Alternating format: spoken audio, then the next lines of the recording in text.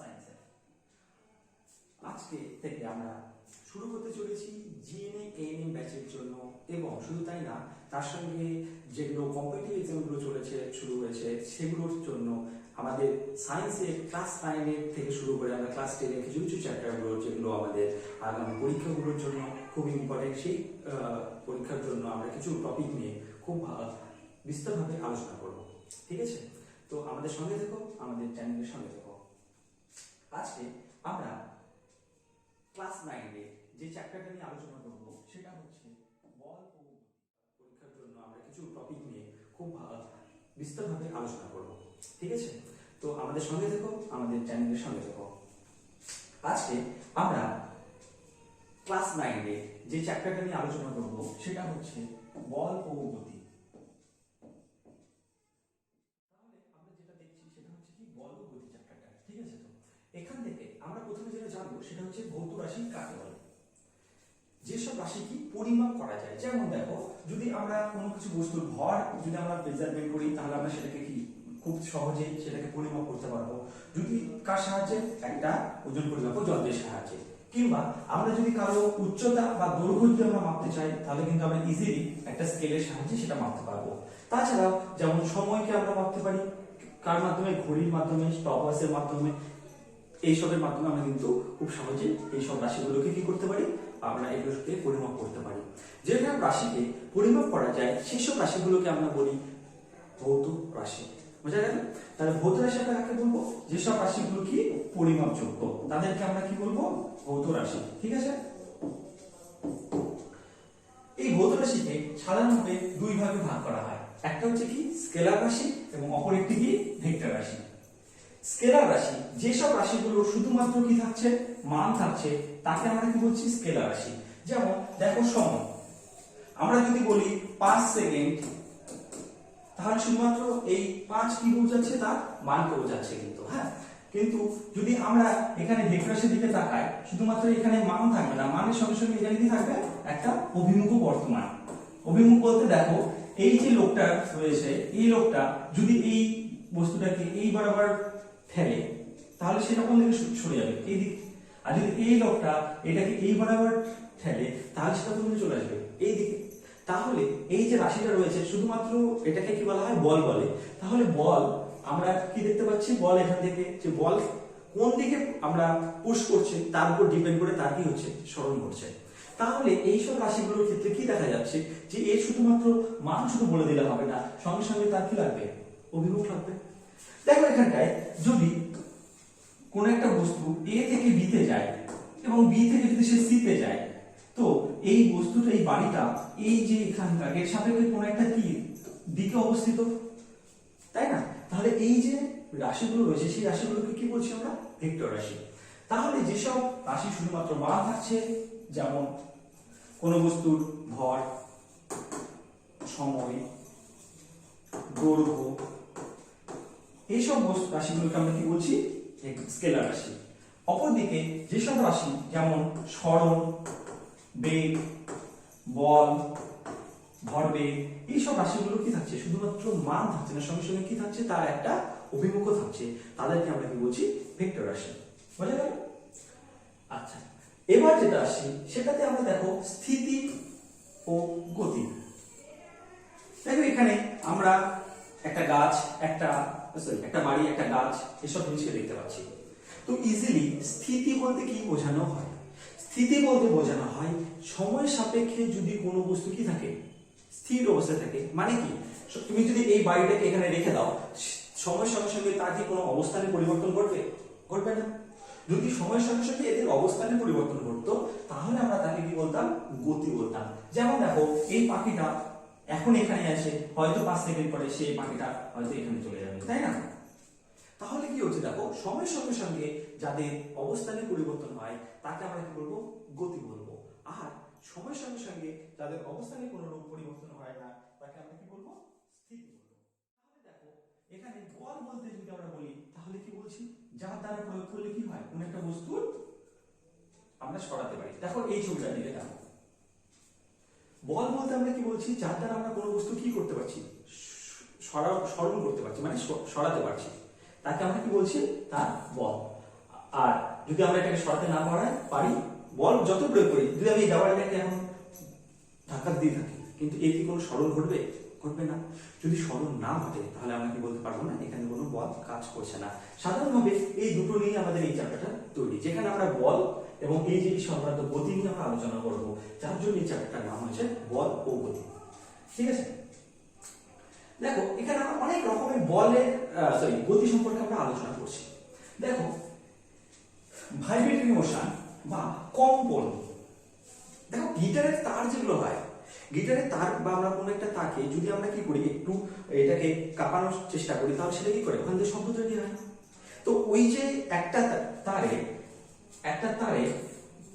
তুমি যদি এটাকে তারটাকে টানো, তাহলে কি দেখা যায় তারটা উপর নিচে কাঁপতে থাকে, তাই না? এই গতিটাকে কি বলবো আমরা? কম্পন। সেকেন্ড হচ্ছে কি রৈখিক গতি, লিনিয়ার মোশন, রৈখিক গতি। রৈখিক গতি কেমন? যদি কোনো একটা বস্তুকে আমি যদি বল প্রয়োগ করি, তাহলে সেটা কি হবে? সরে যাবে। যদি তা সরে যায়, তার মানে কি এই জিনিসটাকে আমি সরাতে যাচ্ছি, তাহলে আমাকে এই বরাবর কি করতে হবে? বল প্রয়োগ করতে হবে, তাহলে সেটা এই দিকে সরে যাবে। এই ধরনের গতিকে কি বলবো আমরা? রৈখিক গতি। তারপরে দেখো কার্ভিলিনিয়ার মোশন। এটার ক্ষেত্রে কি দেখা যায়? দেখো এটার ক্ষেত্রে দেখা যায় যে কোনো বস্তুকে যদি তুমি, যেমন একটা ফুটবলকে কেউ যদি এখান থেকে হিট করে, তাহলে ফুটবলটা কোথায় যায়? এখান থেকে এইভাবে গিয়ে পড়ে। এই জিনিসটাকে বলা হয় প্রাস। ঠিক আছে, তো এটাকে কি বলা হয়? প্রাসের গতি, কার্ভিলিনিয়ার মোশন। আমাদের যেগুলো এখান থেকে মিসাইলগুলো লঞ্চ করা হয় অন্য কোথাও গিয়ে, সাপোজ যদি তুমি বলো যে ইন্ডিয়াকে যদি এখন পাকিস্তানকে কোথাও একটা অ্যাটাক করে, কিছুদিন আগে যেমন একটা মিসাইল চলে গেছিল, তো সেটাকে তো ডাইরেক্ট যেতে পারে না, সেটাকে কিভাবে যেতে হবে? এইভাবে যেতে হবে, তাই না? এইভাবে যদি যায়, তাহলে এই মোশনটাকে আমরা কি করছি? প্রাস। তাহলে এটাও একটা ইম্পর্টেন্ট জিনিস, কখন কোন দিকে পাকিস্তান আছে, কোন দিকে বাংলাদেশ আছে, কখন কাকে মিসাইল ছুটতে হবে, তো সেটার জন্য এই গতিটার সম্বন্ধে জানা প্রয়োজন। ঠিক আছে, এছাড়াও যেটা হয়েছে সেটা হচ্ছে কি অসিলেটরি মোশন বা পর্যাবৃত্ত গতি, দোলক। যে কোনো জিনিস, সাপোজ এই চাবি রিংটা যদি আমরা দেখি, এই চাবি রিংটা যদি আমি এইভাবে দুলাতে থাকি, তাহলে দেখো এখানে একটা কি তৈরি হচ্ছে? একটা দোলন তৈরি হচ্ছে, তাই না? বা এটাকে কি হচ্ছে? একটা পর্যাবৃত্ত গতিও তৈরি হচ্ছে। মানে পর্যাবৃত্ত গতি মানে একই পর্যায়ে সে যাওয়া আসা করছে এইভাবে, তাই না? এভাবে সে একই পর্যায়ে কি করছে? এইভাবে একবার যাচ্ছে, এইভাবে, মানে একটা সময়ে বারবার সে ফিরে আসে, তাকে আমরা কি বলছি? পর্যাবৃত্ত গতি। আচ্ছা, এছাড়া আমার কি হচ্ছে? ঘূর্ণন গতি, সার্কুলার মোশন, মানে হচ্ছে কি বৃত্তীয় গতি। যেমন কোনো স্যাটেলাইট পৃথিবীর চারদিকে ঘুরতে থাকে, তাই না? তারপরে এখান থেকে স্যাটেলাইট যেমন পৃথিবীর চারদিকে ঘুরছে, তাছাড়া সার্কুলার মোশন, যদি কোনো একটা বস্তু ঘুরতে থাকে, সার্কুলার মোশন যেটা বললাম। পিরিয়ডিক গতি, যেটা আমি এখানে আরো একটু ভালো মতো দেখাতে পেরেছি। স্প্রিং এর ক্ষেত্রে যেমন স্প্রিং এর আপ ডাউন গতিটা হয়, সেটা একটা এক ধরনের গতি। ঠিক আছে, এই গতি সাধারণত গতিকে দুই ভাগে ভাগ করা হয়, চলন গতি, আবর্তন গতি। চলন গতিকে কেমন? দেখো চলন গতি, একটা বল যদি এখান থেকে যদি ডাইরেক্ট সে এইভাবে যদি চলতে থাকে, তাহলে তার কথা কি উপর চলন। সে কিন্তু এইভাবে ঘুরে ঘুরে আসবে না, ও কি করবে? ডাইরেক্ট সে যদি চলে আসে, তাহলে আমরা তাকে কি বলবো? চলন বলবো। তার মানে যদি এখানে কোনো তুমি দুটো বিন্দু নাও, এরা আর এখানকার দুটো বিন্দু কি হবে? পরস্পর সমান্তরাল হবে, তাই না? এই বিন্দু দুটো কি হবে? পরস্পর সমান্তরাল হবে। এটাকে কি বলছি আমরা? চলন বলছি। এবার চলনের মধ্যে দেখো এখানটায় আছে কিছু, কোন একটা বস্তু উপর থেকে নিচের দিকে পড়ছে, যেমন নিউটনের মাথা থেকে পড়েছিল। কেউ কোন আমরা যখন প্যাচ না হয়, তখন আমরা কি একটা লাইন ওয়াইজ করি, অথবা একটা কোনো বক্সে যদি আমরা কেউ ঠেলি একটা লাইন বরাবর, তাহলে সেক্ষেত্রে কি গতি দেখা যায়? চলন গতি। ঠিক আছে, এছাড়া আবর্তন গতি, যেমন হচ্ছে কি আবর্তন গতিকে দুই ভাগে ভাগ করা হয়, মনে থাকবে? আবর্তন গতিকে কিভাবে দুই ভাগে ভাগ করা হয়? এক নাম্বার কিভাবে? দেখো ঘূর্ণন, মানে এই বস্তুটাই দেখো এই বরাবর ঘুরছে, তাই না?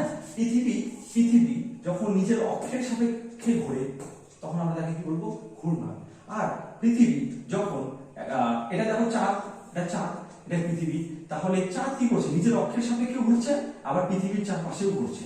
এইভাবে নিজের অক্ষের সাপেক্ষে যেটা ঘুরছে, তাকে আমরা কি বলছি? ঘূর্ণন। ঠিক আছে, আর এর চারপাশে যখন ঘুরছে, তখন তাকে আমরা কি বলছি? বৃত্তীয় গতি। ঠিক আছে, তাহলে একে দুই ভাগে ভাগ করছি আমরা কাকে, আবর্তন গতিকে। তাহলে দেখো এই ছবিটাতে দেখো এখানে একটা লাফ পিন তার নিজের অক্ষের চারিপাশে ঘুরছে, তাহলে এটাকে আমরা কি বলবো, যা বলবে কমেন্ট করে জানতে পারো, তো কোনো অসুবিধা নেই। ঠিক আছে, তো মহাবিশ্বে কোনো বস্তু কি থাকে, স্থির থাকে? থাকে না। মহাবিশ্বে কি থাকে না, কোনো বস্তু স্থির অবস্থায় থাকে না। যদি স্থির অবস্থায় কোনো বস্তু স্থির অবস্থায় না থাকে, যেমন দেখো তোমরা আমাকে বলতে পারো যে আমি এখন স্থির অবস্থায় আছি, কার সাপেক্ষে? পৃথিবীর সাপেক্ষে। কিন্তু আমি কি আদৌ স্থির? মোটেও না। কারণ আমি স্থির না, কারণ কি, কারণ পৃথিবী তো গতিশীল, তাই না? পৃথিবী সূর্যের চারপাশে ঘুরছে। শুধু সেটা না, সূর্য আবার কি, আমাদের মহাশূন্য তো সবসময় কি ঘূর্ণায়মান। তার মানে কি কোনো জিনিস কি পরম স্থির ভাবে থাকছে? থাকছে না। যদি থাকতো তাহলে আমরা তাকে কি বলতাম, স্থির ভাবে থাকলে পরম স্থিতি। আর যদি পরম স্থিতির সাপেক্ষে কোনো বস্তু গতিশীল হতো তাহলে কি থাকতো, তাকে আমরা বলতাম পরম গতি। কিন্তু পরম স্থিতি এবং পরম গতি কোনোটাই সম্ভব নয়। এবার আমি এই কথাটা বলার সময় একটা টার্ম ইউজ করেছি, সেটা হচ্ছে কি কারো সাপেক্ষে, তাই না? আমি স্থির, আমি স্থির। কিংবা দেখো এখানকার যদি আমরা দেখি, তাহলে দেখো একটা গাড়ির মধ্যে এ আর বি যাচ্ছে, তুমি আর তোমার বন্ধু যাচ্ছ একটা গাড়িতে করে কোথাও, আরেকটা বন্ধু এখানে দাঁড়িয়ে আছে। ঠিক আছে, তো তাহলে দেখো এ বি এর সাপেক্ষে কিন্তু স্থির। কারণ দেখো আমি আর আমার বন্ধু যদি পাশাপাশি সিটে বসি, তাহলে যদি আমাদের গাড়ি যদি যেতে থাকে, ও কিন্তু আমার সাপেক্ষে সবসময় কিসে থাকবে, স্থির অবস্থায় থাকবে। হ্যাঁ কি? যদি সে স্থির অবস্থায় থাকে তাহলে এ আর বি এর সাপেক্ষে কি স্থির। কিন্তু কিন্তু সি কি, সি এর সাপেক্ষে এ আর বি কি গতিশীল। কারণ সি এর সাপেক্ষে এ ও বি কি গতিশীল, তাই না? এখানে কি, তাহলে এ গতি যদি আমি বলি, এ স্থির অবস্থায় আছে না গতিশীল অবস্থায় আছে, তোমরা কি উত্তর দেবে? তাহলে এটাকে শুধু বললে হবে না, শুধু বলতে হবে কি কার সাপেক্ষে, তাই না? এটা সব থেকে মাস্ট। আমি যদি তোমাদেরকে বলি যে তুমি ছোট না বড়, তুমি বলে স্যার এটা কি বলছো? দেখো তুমি ছোট না বড়, সেটা ডিপেন্ড করবে কার উপর, তো কারো সাপেক্ষে বললে তার উপর, তাই না? তুমি যদি কারো সাপেক্ষে আমি বলে দিই যে তুমি তোমার বাবার সাপেক্ষে ছোট না বড়, তাহলে তুমি বলবে স্যার আমি ছোট। আমি যদি তোমাকে বলি তুমি তোমার ভাইয়ের সাপেক্ষে ছোট না বড়, তুমি বলবে স্যার আমি বড়। তাহলে তুমি আদৌ কি, সেটা ডিপেন্ড করবে কার সাপেক্ষে ধরে নিচ্ছ। এই সাপেক্ষে ধরা কি বলা হয়, কি নির্দেশ তন্ত্র। বুঝতে পারলে তো, এটাকে কি বলা হয়, নির্দেশ তন্ত্র। নির্দেশ তন্ত্রকে সাধারণভাবে দুই ভাগে ভাগ করা হয়, জড়ত্বীয় নির্দেশ তন্ত্র এবং 2 নাম্বার অজড়ত্বীয় নির্দেশ তন্ত্র। যে নির্দেশ তন্ত্র কি হয় স্থির অথবা সমবেগে গতিশীল, যে নির্দেশ তন্ত্র হয় স্থির অথবা সমবেগে গতিশীল, তাদেরকে আমরা কি বলবো, জড়ত্বীয় নির্দেশ তন্ত্র। আর যারা অসমবেগে বা ত্বরণ সহ গতিশীল, তাদেরকে আমি বলবো অজড়ত্বীয় নির্দেশ তন্ত্র। তবে এখানে একটা মনে রাখার একটা বিষয় হচ্ছে, সেটা হচ্ছে নিউটনের যে গতিসূত্রগুলো ছিল সমস্ত কিছু কিন্তু জড়ত্বীয় নির্দেশ তন্ত্রে প্রযোজ্য। নিউটনের সমস্ত গতিসূত্র জড়ত্বীয় নির্দেশ তন্ত্রে প্রযোজ্য।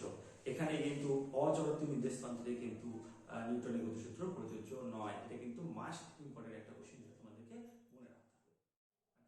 এরপর আমরা যেটা পড়বো সেটা হচ্ছে সরণ কাকে বলে, সরণ বা ডিসপ্লেসমেন্ট। সরণ দেখ সবসময় মনে রাখবে, সরণ দন্তাস্ব পর সোজাসুজি দূরত্ব। হ্যাঁ, যদি তোমরা এগুলো শর্টকাট মনে রাখতে পারো তাহলে এগুলো কিন্তু খুব সহজে মনে থাকবে। সোজাসুজি দূরত্ব। দেখো একটা লোক বাইকে করে এই পথ দিয়ে কোথায় থেকে কোথায় গেছে, দেখো তো এই পথ থেকে সে এই পথ ধরে এই দিক দিয়ে এখান দিয়ে এই পাথরের পরে এই ফ্যাক্টরিতে পৌঁছেছে, তাই না? তো সরণ যদি আমি বলি, সরণ মানে কি, সরণ মানে সোজাসুজি দূরত্ব। তাহলে এই ঘর থেকে সে সোজাসুজি কতটা দূরত্ব গেছে, এইটা।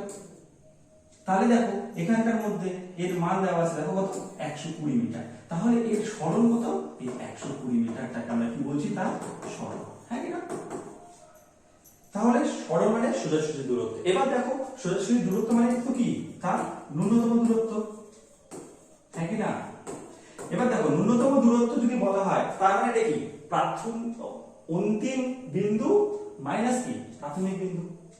অন্তিম বিন্দু মাইনাস প্রাথমিক বিন্দু করলে তোমরা কি পেয়ে যাচ্ছ, সরণ পেয়ে যাচ্ছ, তাই না? এবার দেখো এখান থেকে সেম জিনিস, একটা লোক এই বরাবর এই দিক দিয়ে ঘুরে ঘুরে ঘুরে ঘুরে এখানে আসলো, তাহলে সোজাসুজি দূরত্ব কত? এই বিন্দু আর এই বিন্দু মধ্যে সোজাসুজি দূরত্ব কোনটা? এইটা। তাহলে সরণ কোনটা? এইটা, তাই না? আর এই যে ঘোরাঘুরি পথ, এই পথটাকে আমরা বলি অতিক্রান্ত দূরত্ব। ঠিক আছে, অতিক্রান্ত দূরত্ব। তাহলে এখান থেকে একটা জিনিস বোঝা যাচ্ছে যে সরণ সবসময় কি হবে?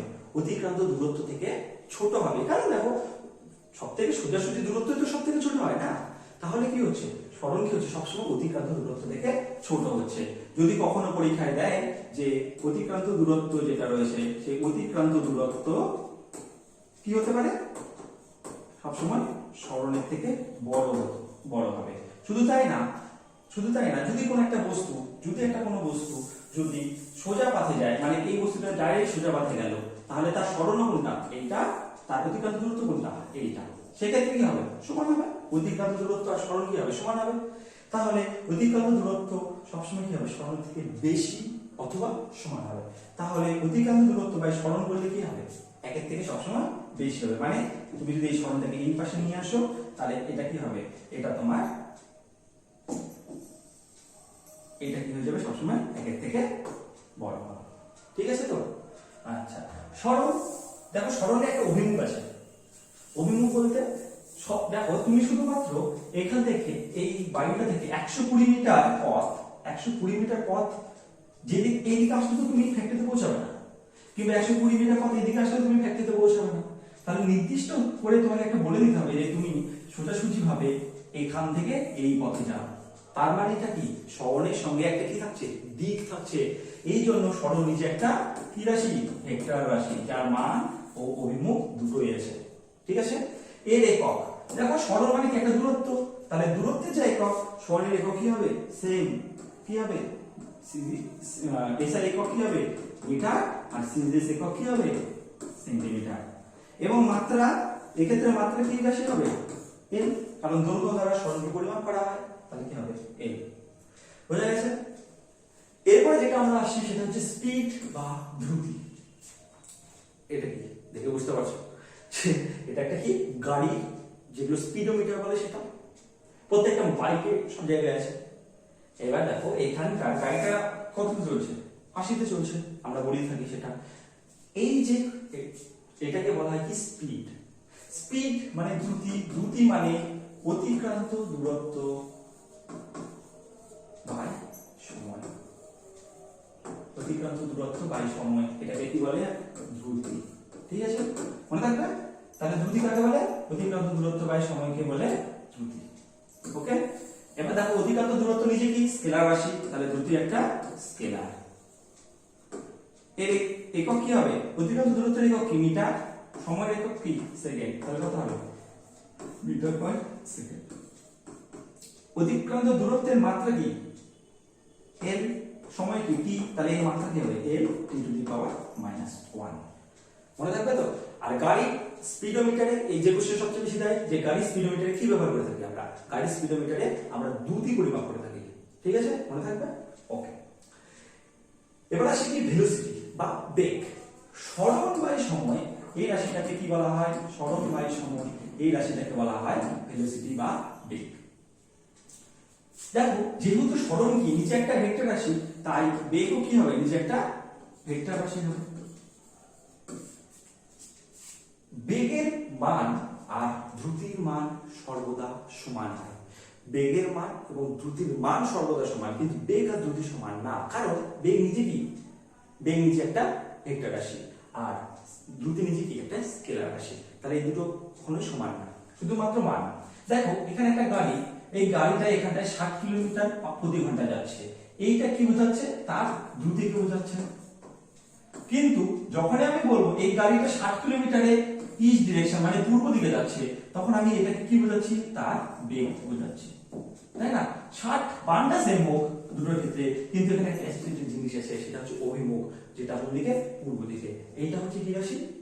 বেগ মানে ভেক্টর রাশি। ওকে, তাহলে বেগ আর দ্রুতি কি হচ্ছে? সমান, মানে সমান, কিন্তু অভিমুখ দ্রুতির ক্ষেত্রে থাকছে না, বেগের ক্ষেত্রে থাকছে। যদি কোন একটা বস্তু বৃত্তপথে ঘোরে, তাহলে তার বেগের অভিমুখ হয় তার স্পর্শক বরাবর বাইরের দিকে, ঠিক আছে? এই বিন্দু স্পর্শ কোন দিকে? এইদিকে। এই বিন্দু স্পর্শ কোন দিকে? এইদিকে। সে যতই সেম স্পিডে ঘুরুক না কেন, যদি সেম স্পিডে ঘোরে তাহলে সেটা কি হবে? সমদ্রুতি সম্পূর্ণ। সেটা কি হবে? সমদ্রুতি সম্পূর্ণ। কিন্তু সেটা কখনোই সমবেগ সম্পূর্ণ হবে না। মনে রাখবে, এটা কিন্তু বেগ সম্পূর্ণ হবে না, কারণ বেগের অভিমুখ সব জায়গায় আলাদা আলাদা। ক্লিয়ার? ওকে, তাহলে আমাদের বেগ হয়ে যাচ্ছে একটা কি ভেক্টর রাশি। বেগের একক কি হবে? বেগের একক কি হবে? স্মরণের একক বাই সময়ের একক। স্মরণের একক কি? মিটার। সময়ের একক কি? Second. Centimetre per second serious একক। মাত্রা, স্মরণের মাত্রা কি? এল। সময়ের মাত্রা কি? টি। তার মানে এল ইনটু দি পাওয়ার -1। দেখা যাচ্ছে কি? দেখো, বেগ এবং দ্রুতি দুজনের একক কি? সেম, তার মাত্রা কি হয়? সেম। ঠিক আছে? আচ্ছা, এরপর যেটা আমরা দেখবো সেটা হচ্ছে মন্দন বা ত্বরণ। মনে করো একটা গাড়ি, এই জায়গায় তার প্রাথমিক বেগ ইউ, টি সময় পর তার বেগ বেড়ে হয়েছে ভি। বুঝতে পারলে? কোন একটা গাড়ি একটা চলন শুরু করা হয়েছে, যার প্রাথমিক বেগ কত? ইউ। টি সময় পর তার বেগ কত? ভি। ঠিক আছে তো? তাহলে ত্বরণ আমরা কাকে বলছি? ত্বরণ আমরা বলছি বেগ পরিবর্তনের হার। কি? বেগ পরিবর্তনের হারকে আমরা কি বলছি? ত্বরণ। বেগ পরিবর্তন মানে বেগ পরিবর্তনের হার মানে বেগ পরিবর্তন বাই কি? সময়। তাহলে বেগ পরিবর্তন কত? এখানে দেখো তো, বেগের পরিবর্তন কত? ইউ থেকে কত হয়েছে? ভি। তাহলে পরিবর্তন কত? V minus u. সময় কত? টি। ত্বরণ কি এ দিয়ে প্রকাশ করা হয়? ঠিক আছে তো? তাহলে এ মানে কত?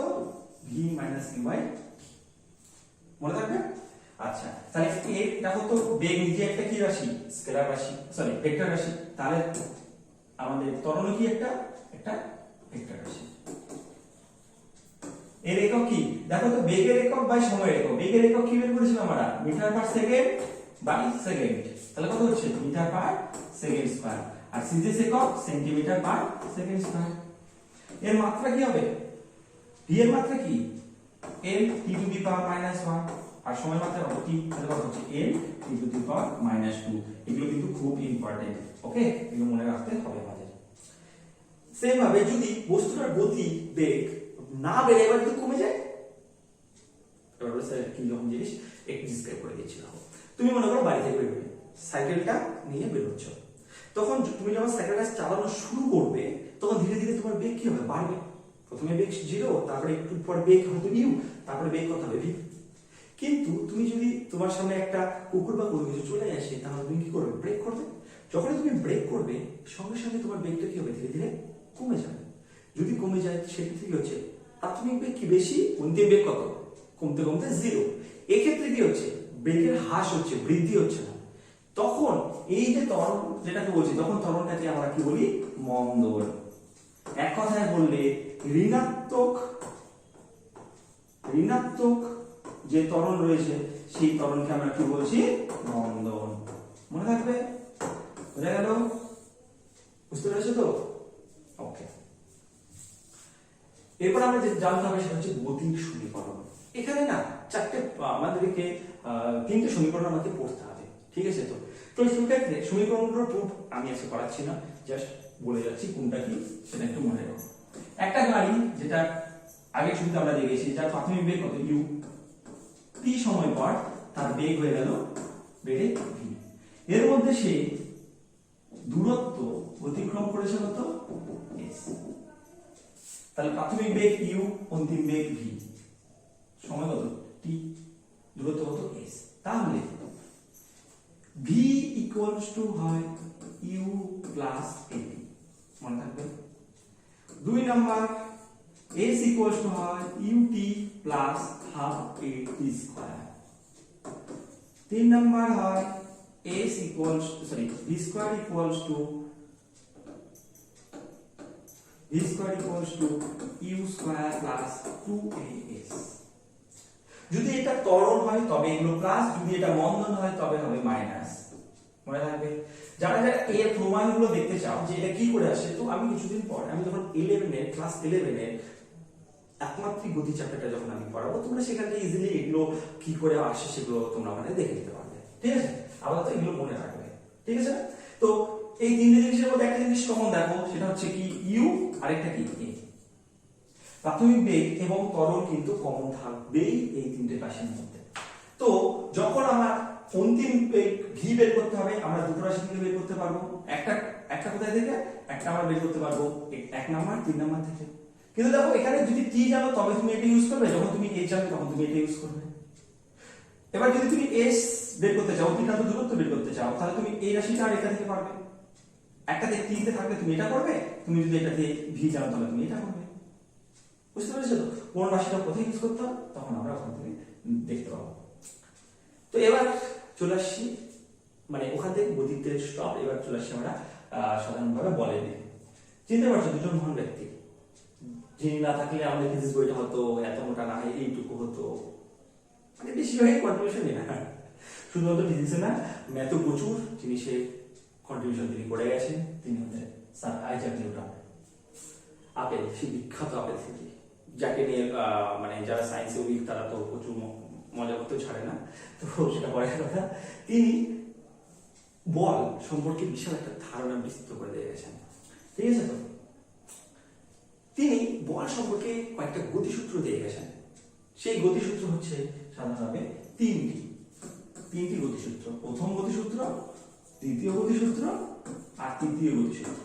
সবাই আগে আমরা মানে সবাই এই 3 নম্বর গতিসূত্র সবার মনে থাকে, বাকি দুটো তো মনে থাকে না। তো এটা সবাই জানো, সেক্ষেত্রে আমি এবার প্রথমে ডিসকাস করছি, একটু জাস্ট শুনে নাও। নিউটনের প্রথম গতিসূত্র, নিউটনের প্রথম গতিসূত্র দেখো সাধারণভাবে আমরা দেখতে পাই দু ধরনের ছেলেপেলে হয়। একটা হয় কিরকম, একটা হয়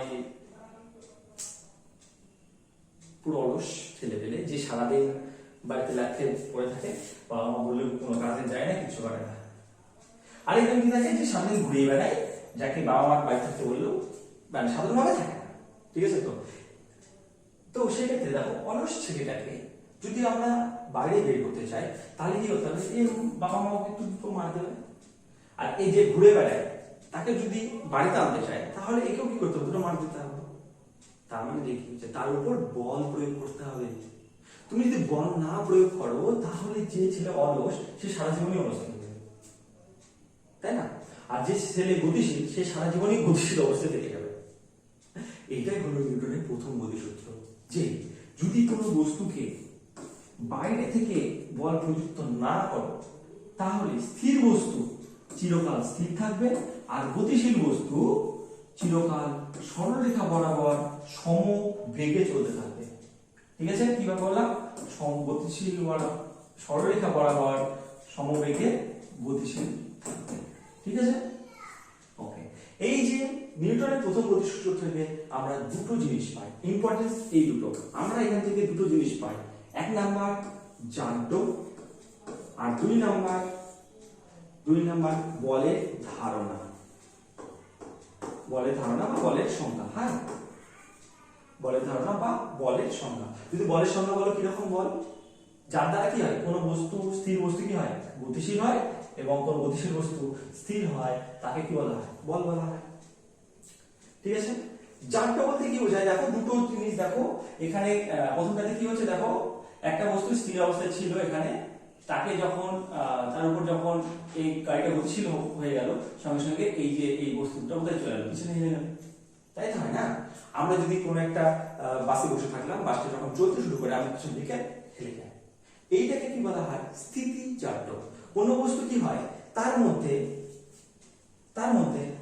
কি থাকে, তার যে টেন্ডেন্সিটা থাকে, স্থির বস্তুর টেন্ডেন্সি কি থাকবে, চিরকাল স্থির থাকতে, গতিশীল বস্তুর টেন্ডেন্সি কি থাকবে, সবসময় গতিশীল থাকতে। তো এই যে টেন্ডেন্সি, এটাকেই বলা হয় জাড্য। ঠিক আছে, তো তো এই যে বস্তুটাকে থাকতে যাবে, স্থির অবস্থা থাকতে যাবে, কিন্তু গতিশীল করেছে, তাহলে এই কিছু থাকতে হবে স্থির অবস্থায়, তাহলে মানে এটাকে কি বলবো আমরা, স্থিতি জাড্য। এটা দেখে দেখো যে একটা লোক এরকম যখন যাচ্ছে, তখন কি হচ্ছে, যখন সে ব্রেক এরকম করে থেমে যাচ্ছে, সঙ্গে সঙ্গে দেখো এই বস্তু লোকটা সামনে দিকে হেলে পড়ছে, তাই না? যদি সামনের দিকে হেলে পড়ে, তাহলে সেটাকে আমরা কি বলবো, গতি জাড্য। কারণ এই বস্তুটা কি থাকতে চাচ্ছে, নিজে গতিশীল অবস্থায় থাকতে চাচ্ছে। তাহলে আমরা তাকে কি বলবো, গতিজট। ঠিক আছে, বোঝা গেল? তাহলে আমরা দুই ধরনের পাচ্ছি, স্থিতিজট, গতিজট। ঠিক আছে, এবার আসি আমরা নিউটনের দ্বিতীয় সূত্র। আমরা আগের সূত্র থেকে আমরা কি পেয়েছিলাম, বলের ধারণা বা বলের সংজ্ঞা পেয়েছিলাম, কিন্তু সেটা আমরা মাপতে পারিনি, তাই না? কতটা কি হবে কিছু মাপতে পেরেছিলাম আমরা, পারিনি। নিউটনের দ্বিতীয় গতিসূত্র থেকে আমরা সেটাই পাই, কি, বলের পরিমাপ।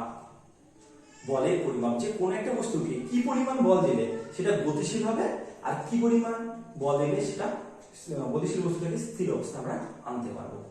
ঠিক আছে, তাহলে কোন একটা লোক, এখানে দেখতে পাচ্ছি একটা লোক এই বস্তুটাকে অনেক জোরে ঠেলার চেষ্টা করছে, তাই না? এটাকে অনেক জোরে ঠেলার চেষ্টা করছে, কিন্তু গতিশীল করতে পারছে না। কিন্তু এই বস্তু লোকটা এইটাকে অতি সহজে সেটাকে কি করতে পারছে, চাপতে পারছে।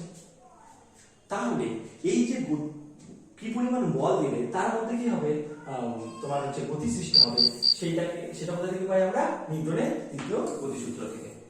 সেই বলের পরিমাপ যেটা হয়, সেই বলের পরিমাপটা হয়,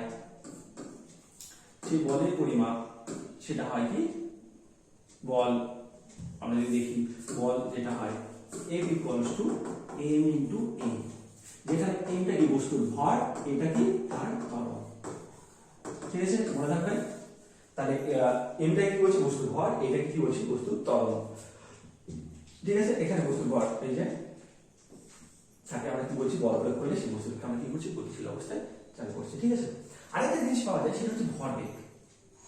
কোন একটা বস্তুকে তুমি যখন গতিশীল করতে চাইবে, তখন বস্তুটার মধ্যে কি একটা হবে, তার তো ভর থাকবেই, প্রত্যেকটা বস্তু কি থাকবে, ভর থাকবে। তুমি যখন একে গতিশীল করার চেষ্টা করবে, তখন একে কি দিচ্ছ তুমি, একটা তার মধ্যে একটা বেগ তৈরি হবে। এই দুটো রাশি মিলে তৈরি হয় কি, ভরবেগ। আমরা পরে সেটা নিয়ে এবার আমরা যেটা জানবো সেটা হচ্ছে দুই ধরনের বল, একটা হচ্ছে কন্ট্যাক্ট ফোর্স বা স্পর্শজনিত বল, আর একটা নন কন্ট্যাক্ট ফোর্স বা ক্ষেত্রজনিত বল। দেখো, কোন একটা বস্তুকে যদি সরাতে যাই আমি, কোন একটা বস্তুকে যদি সরাতে যাই, তাহলে এই বস্তুটা আমাকে কি করতে হবে, টাচ করতে হবে, মানে ধাক্কা দিতে হবে। একটা বস্তুকে যদি আমি এইদিকে সরাতে চাই, তাহলে আমাকে বস্তুকে কি করতে হবে, টাচ করতে হবে না, তাছাড়া আমি সরাতে পারবো, পারবো না। এটাকে কি বলা হয়, কন্ট্যাক্ট, মানে স্পর্শ। কোন একটা বস্তুকে বল প্রয়োগ করতে গেলে যদি আমরা তাকে স্পর্শ করি, তাহলে তাকে আমরা কি বলবো, স্পর্শজনিত বল। এবং যদি আমাকে স্পর্শ না করতে হয়, তাকে আমরা কি বলবো, ক্ষেত্রজনিত বল। দেখো, স্প্রিং স্পর্শজনিত বল, আমরা যখন ড্রাগ ফোর্স, সেটা ঘর্ষণ স্পর্শজনিত বল, সাধারণ বল একটা স্পর্শজনিত বল। কিন্তু কোন একটা বস্তু যখন নিচের দিকে পড়ে, কার জন্য পড়ে, মহাকর্ষ, কিন্তু এখানে কি তাকে কি স্পর্শ করতে হয়, করতে হয় না। এই ধরনের বলকে আমরা কি বলছি, ক্ষেত্রজনিত বল। জানো কারণ কি, এখানে একটা কি মহাকর্ষ ক্ষেত্র কাজ করে, এখানে একটা তড়িৎ ক্ষেত্র কাজ করে, এখানে একটা চৌম্বক ক্ষেত্র কাজ করে, এই জন্য একে কি বলা হয়, ক্ষেত্রজনিত বল। এরপরে যেটা আসে সেটা সবারই জানা, নিউটনের তৃতীয় গতিসূত্র। সেটা কি, এক কথায় বলতে গেলে ক্রিয়া, প্রত্যেকটা বস্তুর একটা সমান এবং বিপরীত প্রতিক্রিয়া রয়েছে, তাই না? মানে এখানটায় প্রত্যেকটা বস্তুর কি হচ্ছে, ক্রিয়া, প্রত্যেকটা ক্রিয়ার একটা করে কি রয়েছে, বিপরীত, সমান ও বিপরীত প্রতিক্রিয়া রয়েছে, তাই না? সমান ও বিপরীত, কিন্তু হ্যাঁ, সমান ও বিপরীত। দেখো, এখানে অনেকগুলো তার উদাহরণ আছে। দেখো, এখানটায় থেকে এই বস্তুটা যখন এখান থেকে এখানে আসছে, তখন সে সামনের দিকে এগোচ্ছে, কিন্তু দেখো এই যে আমাদের নৌকাটা কোন দিকে সরে যাচ্ছে, পিছন দিকে যাচ্ছে, তাই না? এখানকার একটা রকেট যখন উপর দিকে ওঠে, একটা রকেট যখন উপর দিকে ওঠে, কারণ কি, তার জ্বালানি কোন দিকে কাজ করে, নিচের দিকে। তাই এটাকে তুমি যদি বলো ক্রিয়া, আর তাহলে এটা কি হবে, প্রতিক্রিয়া, তাই না? আমরা হাঁটি, তারও কিন্তু কি হচ্ছে, তারও একটা কি থাকে, প্রতিক্রিয়া বলার জন্য। দেখো, যখন এই বস্তুটা এর উপর কাজ করে, এই বস্তুটা এর উপর যখন কি করছে, প্রয়োগ করছে, তখন সেটা কি কাজ করছে, সেটা হচ্ছে কি, তার ক্রিয়া।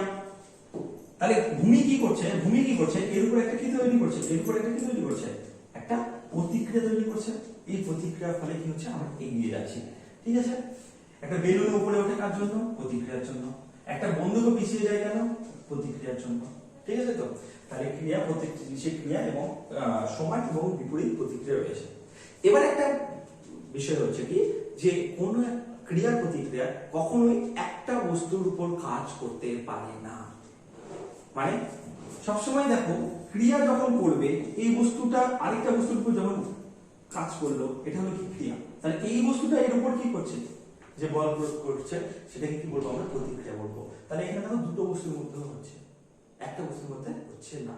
তাহলে এখানে কি আমরা বলতে পারি যে প্রত্যেকটা ক্রিয়ার সমান এবং বিপরীত প্রতিক্রিয়া রয়েছে এবং ক্রিয়া প্রতিক্রিয়া কখনোই একটা বস্তুর উপর হতে পারে না। মনে থাকবে? এবার আমরা যেটা দেখবো সেটা হচ্ছে দেখো এখানে দুটো জিনিস ঘটতে পারে। একটা পেরেককে আমরা দুই ভাগে এখানটায় প্রবেশ করতে পারি। এক নাম্বার কি হবে যে একটা অল্প মানের দেখো একটা হাতুড়ি বারবার করে এটার উপর প্রয়োগ করছি আমরা, করে একটা অনেকটা সময় ধরে একটা অল্প মানের বল আমরা এখানে প্রবেশ করছি, তাই না? যদি একটা অল্প মানের বল এর উপর প্রবেশ করানো হয় তাহলে এটাকে আমরা কি বলছি, এই যে বল অল্প বল আর এই যে সময় তার গুণফলকে আমরা বলি, এটাকে বলি আমরা কি বলের ঘাত। ঠিক আছে, এটাকে আমরা কি বলি বলের ঘাত, বল ইনটু সময়।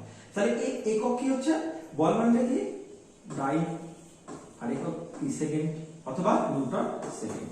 এটাকে কি বলছি বলের ঘাত, অল্প মানের বল বেশি সময় ধরে প্রয়োগ করা হচ্ছে। সেকেন্ড ফ্যাক্টর দিকে দেখো, এখানে একটা পেরেককে বসানোর জন্য জাস্ট একটা বড় বেশি মানের একটা বল আমরা এখানে প্রয়োগ করছি, তাই না? তার মানে কি একটা বৃহৎ মানের বল আমরা এর উপর প্রয়োগ করছি খুব অল্প সময় ধরে। বৃহৎ বল সময়টা কি হচ্ছে খুব ক্ষুদ্র সময়, খুব অল্প সময়, তাই না? তাহলে এই যে বলটা রয়েছে, এই যে বলটা রয়েছে সেই বলটাকে আমরা কি বলবো, এই বলটাকে আমরা বলবো, এই বলটাকে আমরা বলবো ঘাত বল। ঠিক আছে, তাহলে এর একক যেটা হচ্ছে সেটা কি হবে নিউটন হবে, কারণ এটা একটা বল তো। তাহলে এর একক কি হবে নিউটন। দেখো একটা যখন ব্যাট দিয়ে একটা বল মারা হয় তখন কি হচ্ছে, একটা বল বৃহৎ মানের বল খুব অল্প সময়ের জন্য বলের কন্টাক্টে থাকে, তাহলে এটা একটা কি ঘাত বল। আবার দেখো যখন আমরা ফুটবল খেলি তখন কি হয়, একটা বড় বলকে আমরা পা দিয়ে কিক করি, তাহলে সেক্ষেত্রে একটা কি হচ্ছে বল, একটা বৃহৎ মানের বল এটা খুব অল্প সময় ধরে তার মধ্যে প্রয়োগ করা হয়, তার সেটা কি হচ্ছে, সেটা হচ্ছে কি ঘাত বল। ক্লিয়ার? আর যদি আমরা ক্যাচ ধরি তাহলে কি হয়, এখান থেকে অনেকটা সময় ধরে আমরা সেটাকে কি করতে পারি, ওটাকে ধরতে পারি, তাই না?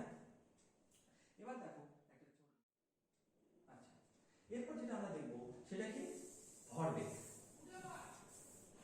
দেখো এটা আমরা অলরেডি দেখেছি, যখন আমরা লং জাম্প দিই তখন আমরা অনেকটা দূর পথ থেকে এসে তারপর কি হয় ঝাঁপ দিই, তাই না?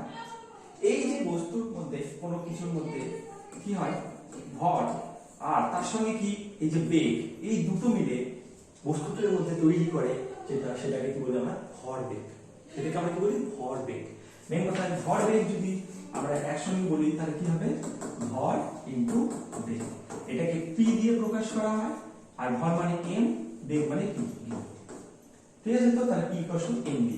এই দেখো তো বেগ নিচে কি, বেগ নিচে একটা ভেক্টর রাশি, তাহলে ভরবেগ একটা কি হবে ভেক্টর রাশি। ঠিক আছে, এর একক কি হবে, ভরের একক কি গ্রাম, এর একক কি সেমি পার সেকেন্ড, সিরিয়াস বলছি, আর এসআই বললে কি হবে কেজি মিটার পার সেকেন্ড, তাই না? বুঝতে পেরেছো তো? তাহলে কেজি মিটার পার সেকেন্ড। এবার দেখো একটা জিনিস, ত্বরণ এ মানে কি লেখা যায়, ত্বরণ এ বলতে আমরা লিখতে পারি কি v minus u by t, তাই না? এবার দেখো বল F মানে কত m, তাহলে কত m v minus u by t, তাহলে কত আসলে দেখো তো m v minus m u by t। m v minus m u মানে এটা কি ভরবেগের পরিবর্তনের হার, ভরবেগের পরিবর্তন সরি, এটা কি বলে আমরা ভরবেগের পরিবর্তন, আর কি মানে কি সময়। তাহলে এইটাকে কি বলে ভরবেগের পরিবর্তনের হার, অর্থাৎ ভরবেগের পরিবর্তনের হার মানে কি বল। মনে থাকবে? মনে থাকবে তো? এবার দেখো যদি আমরা কোণাকাটি ক্রস গুণ করে ফেলি তাহলে কি হবে f ইনটু সময় t ইকুয়াল টু কি ভরবেগের পরিবর্তন, একই না? এটাকে আমরা কি বলি ভরবেগের পরিবর্তন, তাই না? এবার f ইনটু t মানে এটা কি, এই দেখো f ইনটু t মানে কি বল ইনটু সময়, কি না? বল আর সময়কে আমরা কি বলি বলের ঘাত, এই যে। তাহলে এটা মানে কি বলের ঘাত। তাহলে আমরা কি অনেক সময় আসি পরীক্ষায় বলের ঘাত মানে কি, বলের ঘাত মানে ভরবেগের পরিবর্তন, তাকে আমরা কি বলি বলের ঘাত। ওকে, আমরা যেটা দেখব এবার, আমরা যেটা দেখব সেটা হচ্ছে কি রৈখিক ভরবেগের সংরক্ষণ সূত্র। ওকে, এবার যদি আমরা এটা দিকে তাকাই, এই দেখো এখানে দুটো বস্তু রয়েছে, এখানে দুটো বস্তু রয়েছে, একটা এই বস্তুটার ভর কত m1, বেগ কত এই বরাবর যাচ্ছে u1 নিয়ে, আরেকটা বস্তু কত m2 যার বেগ কত u2। তারা যদি সংঘর্ষ করে মানে ধাক্কা লাগে, এটা যদি দুজন মিলে সংঘর্ষ করে এবং সংঘর্ষের পর তারা যদি আলাদা হয়ে যায় তাহলে তাদের ভর কত, এর ভর m1 ই থাকছে কিন্তু এর গতিবেগ হয়ে যাচ্ছে v1, আর এর কত m2 থাকছে কিন্তু এর গতিবেগ হয়ে যাচ্ছে v2। যদি তাই হয় তাহলে রৈখিক ভরবেগের সংরক্ষণ সূত্র অনুযায়ী কি, রৈখিক ভরবেগের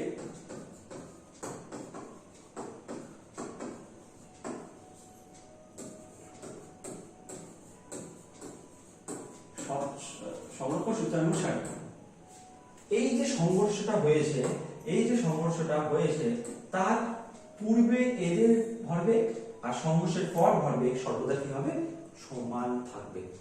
সংঘর্ষের পূর্বে এই টোটাল সমস্তটার ভরবেগ কত দেখো তো, এর ভরবেগ কত m1 u1, এর ভরবেগ কত প্লাস m2 u2, এটা হচ্ছে কি সংঘর্ষের পূর্বে এদের ভরবেগ, এবং সংঘর্ষের পর তাদের ভরবেগ কত হবে m1 v1 প্লাস কত m2 v2, হ্যাঁ কি না? তাহলে রৈখিক ভরবেগের সংরক্ষণ সূত্র অনুসারে m1 u1 plus m2 u2 equals to m1 v1 plus m2, মনে রাখবে? এটা হচ্ছে কি আমাদের, এটা হচ্ছে আমাদের রৈখিক ভরবেগের সংরক্ষণ সূত্র। ঠিক আছে? তো আমরা এই চ্যাপ্টার সর্বশেষ যেটা আলোচনা করব সেটা হচ্ছে এই লেখচিত্রগুলো নিয়ে। ঠিক আছে? তো এই লেখচিত্রগুলো নিয়ে দেখো, সরল সময় লেখচিত্র, তার মানে বোঝা যাচ্ছে একদিকে কি থাকবে সময়, আর একদিকে কি থাকবে সরল। সরল সময় লেখচিত্রে এইটা কি বোঝাচ্ছে দেখো, সময় তুমি যতই বাড়াও না কেন তার কিন্তু সরল বাড়ছে না, তাই না? সময় যতই বাড়াচ্ছ না কেন সরল কিন্তু বাড়ছে না, তার মানে বস্তুটা কিসে আছে, স্থির অবস্থায় আছে। তাহলে স্থির অবস্থায় যদি তোমার আসে তাহলে আমরা কোন গ্রাফ দেখবো, এইটা। এটা কিসের জন্য, স্থির অবস্থা, কোন বস্তু স্থির অবস্থায় আছে। এটা দেখো এই গ্রাফটা কি রিপ্রেজেন্টেশন করছে, যত তুমি সময় বাড়াচ্ছ এইদিকে, যত সময় বাড়াচ্ছ তত কি হচ্ছে সরণ বাড়ছে, যত সময় বাড়ছে তত কি হচ্ছে সরণ বাড়ছে। তার মানে কি সমান সময় সমান সরণ হচ্ছে, তার মানে এটা কিসের গ্রাফ, এটা হচ্ছে কোন বস্তু সমবেগে গতিশীল। এটা এটা কিসের জন্য, কোন বস্তু সমবেগে গতিশীল। ঠিক আছে? 3 নাম্বারটা দেখো, বস্তুটা বাড়ছে, সময় বাড়ছে, সরণ বাড়ছে কিন্তু সমানভাবে বাড়ছে না, তাহলে এটা কি অসমবেগে গতিশীল, বস্তুটি কি অসমবেগে গতিশীল। তাহলে যদি আমাদেরকে দিয়ে যায় কোন একটা এমসিকিউতে, তো ইজিলি কিন্তু আমরা একটু পারবো, তাই না? এবার আসছে আমরা কি বেগ সময় লেখচিত্র। বেগ সময় লেখচিত্রের ক্ষেত্রে দেখো, তার মানে এক সাইডে কি থাকবে বেগ, একদিকে কি থাকবে সময়। তাহলে বেগ সময় লেখচিত্রের ক্ষেত্রে সময় এখানে বাড়াচ্ছে, দেখো সময় যত বাড়ছে বেগ কিন্তু বাড়ছে না, তাই না? বেগ ফিক্সড, তার মানে এটা কিসের সমবেগ, বেগ সমান সময়ের সাপেক্ষে বেগ সমান সমবেগ। এটা কিন্তু দেখো সময়ের সাপেক্ষে সমানভাবে কি বাড়ছে, বেগের পরিবর্তন হচ্ছে, তাই না? তাহলে এটাকে কি বলবো আমরা, সমতরণ। এবং শেষেরটা দেখো, এটা কি হচ্ছে এইভাবে বাড়ছে, সময়ের সঙ্গে সঙ্গে সমানভাবে বাড়ছে না কিন্তু বাড়ছে, তাহলে এটাকে কি বলবো আমরা, অসমতরণ। আর এটা কি দেখো, সময়ের সঙ্গে সঙ্গে বেগ কমছে, তার মানে কি অসমমন্দন। আর যদি এটা সমমন্দন হতো তাহলে এই গ্রাফটা কেমন হতো, এই বরাবর, তাই না? এই বরাবর বেগ, এই বরাবর সময়, আর কোন দিক হতো এই বরাবর। বুঝা গেল তো? এর সঙ্গে দুটো জিনিস তোমরা মাথায় রাখবে। এক নম্বর যেটা, সেটা হচ্ছে যে কোনো লেখচিত্রের নতি এই y অক্ষে যেটা থাকবে আর x অক্ষে যা থাকবে তার অনুপাতকে বোঝাবে। ঠিক আছে? তো যে কোনো লেখচিত্রের নতি কি বলবে, y বাই x, মানে y অক্ষে যা থাকবে আর x অক্ষে যা থাকবে তার অনুপাতকে বলবে। ঠিক আছে? তো দেখো এটার ক্ষেত্রেও এটা কি আছে, সরণ, y বরাবর কি আছে সরণ, আর এখানে কি আছে সময়, তাহলে সরণ বাই সময় মানে কি বেগ। তাহলে সরল সময় লেখচিত্রের নতি কি প্রকাশ করবে, বেগকে প্রকাশ করবে। সেম ভাবে যদি আমি এটা দেখে নতি লিখি তাহলে এটা কি হবে, বেগ, উপরে কি হবে বেগ, y অক্ষ বরাবর বেগ, এই বরাবর কি সময়, তাহলে বেগ বাই সময় মানে কি ত্বরণকে প্রকাশ করবে। তাহলে বেগ সময় লেখচিত্রের নতি কি প্রকাশ করবে, ত্বরণকে প্রকাশ করবে। বোঝা গেল? আর যদি তোমাদেরকে বলে যে এদের ক্ষেত্রফল কি নির্দেশ করে, ক্ষেত্রফল মানে কি গুণ করতে হবে। ঠিক আছে?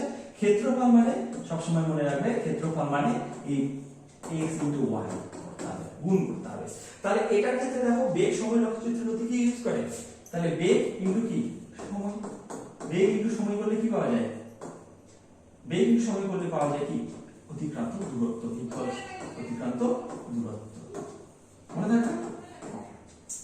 ঠিক আছে, তাহলে আমাদের বেগ বল ও গতি চ্যাপ্টারটা এইটুকুই থাকছে আজকে মতো। এরপরে আমরা এর জিএনএম এর যে প্র্যাকটিসের গুলো বের হয় তা নিয়ে আমি আলাদা একটা সিরিজ বানাবো, যেখানটায় তোমাদেরকে বিভিন্ন প্রকাশনের বইগুলোর প্রত্যেকটা কি করে হচ্ছে তার প্রবলেম সলভ গুলো আমি করে দেখাবো, সেগুলো এখানে আমি করার ব্যবস্থা করছি। ঠিক আছে।